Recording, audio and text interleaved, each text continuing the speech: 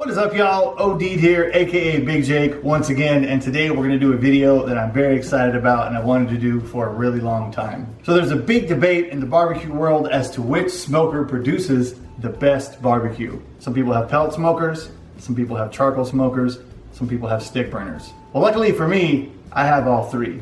So I've decided to do a test. Went to Costco, picked up 3 racks of spare ribs, St. Louis style, of course.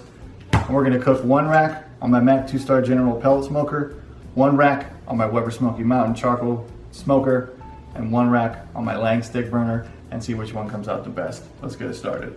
All right, we got these 3 racks from Costco. As I mentioned, I did a little bit more trimming on them, kind of like trimmed up some of the edges and kind of squared them off. So I think these are ready to go as far as I like them St. Louis style. If you wanna know how I cut up my ribs St. Louis style, trim them up, I'll put a link in the description to the video.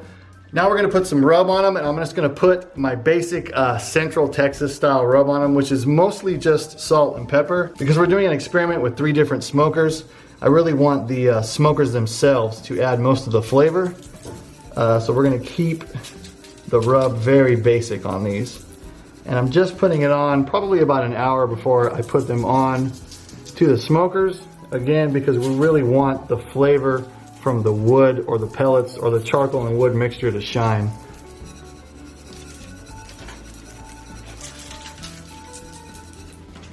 All right, so there we have it. The 3 racks all rubbed up with that basic kind of salt and pepper style rub. We're gonna throw them in the fridge for about an hour while the stick burner heats up and the Weber Smoky Mountain comes to temp. We'll get the Mac going, the pellet smoker, and we'll throw all these on. All right, y'all, let me show you the setup. First, we have the pellet grill, the Mac 2-star General, and I am using Lumberjack 100% apple pellets in it. Grill is now sitting at 250 and it's gonna creep up to 275. So this will be the pellet smoker that'll have 1 rack on it. We have the Lang 36, which is sitting at 275. And I am going to be using apple wood only in this. 1 rack will go in here, and then we have the Weber Smoky Mountain sitting over here in the corner, and the dome temp says about 240, which means I'm probably about 265. I am using lump charcoal for heat in the Weber Smoky Mountain and apple chunks for smoke flavor. So I'm trying to get the temps all around the same temperature, and I'm trying to use the same kind of wood so that the only variables obviously will be the smokers. So the Mac just beeped, that means it's up to temperature. So all 3 of these units are now sitting right around 275. So we're gonna throw some ribs on.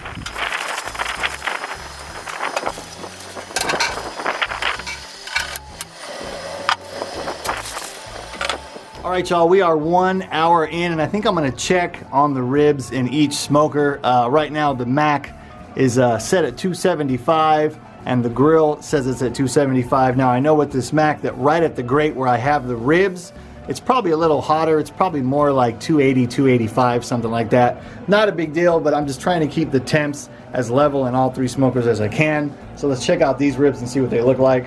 Oh yeah, they look good. Already getting some nice pullback on them. Check them out. Fat is rendering off nicely. So I think I'm just gonna flip them around like this.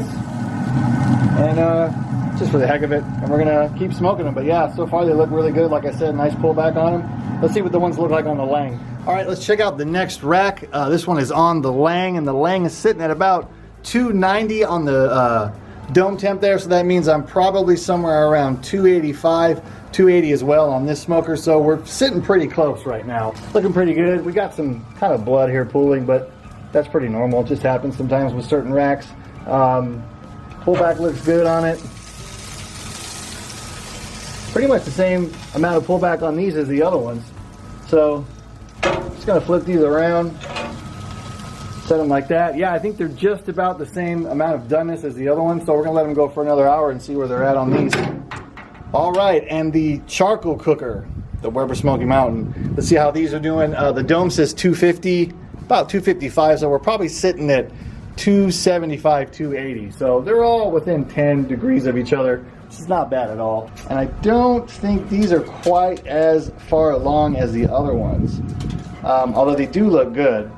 So I think what I'm going to do is I'm going to bump the temps up just a little bit on the Weber Smoky Mountain here, just to move these along a little quicker. I'd really like to get them all done fairly close to the same time. That way we can check the tenderness and the bite through on them and not have them sit around and overcook. So yeah, I'll open the vents up a little bit on the Weber Smoky Mountain. Probably crank this up to about 290, 295 and try and get these cooking a little bit faster, and then we'll come back in an hour and see how all these look. All right, y'all, 2 hours in. Let's check on the pellet smoker ribs here on the Mac. But these should be ready to wrap, and what I'm going to do is wrap them in foil with a mixture of half barbecue sauce and half water. Oh yeah, check those out.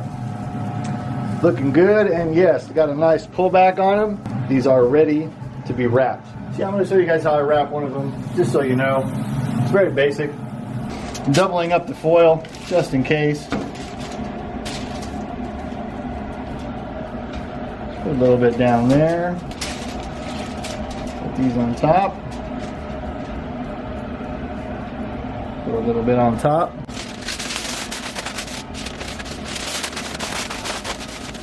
All right, let's see how the ones on the Lang look. We're sitting about 280, somewhere around there. On the Lang, which probably means we're about 275, but I just threw another log in there, so that should take the heat up a little bit. Oh yeah, these ones as well.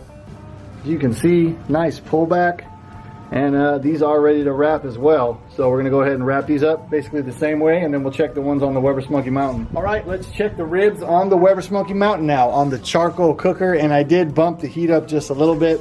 So we're probably sitting closer on this to about 285, 290 now, which is a little bit more where I wanted to be. Hopefully they have kind of hurried along on the cook a little bit. I don't know if they have quite as much pullback on them as the ones in the Mac or the Lang do, but I think they'll be okay to wrap right now, and hopefully they'll all finish up about the same time. So let's go ahead and wrap these, and then we will let all three of them cook in the barbecue sauce and water mixture in the foil for 45 minutes, and then we'll take them off and see how they look. All right, y'all, ribs are out of the foil. They have rested, and the entire cooking time was 3 hours. Average temp for each cooker was probably around 285, 290.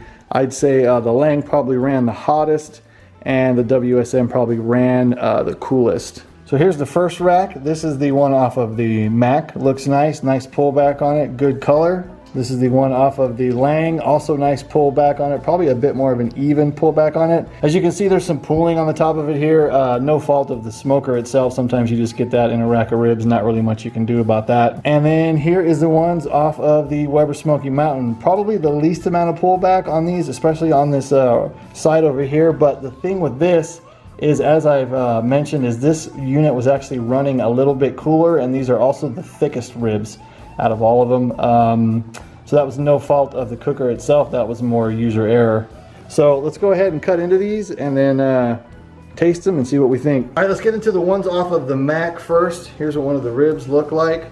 So check it out, they're nice, they look juicy, and got a pretty nice smoke ring on them. Overall, I think they look pretty good. Let's go ahead and take a taste of them.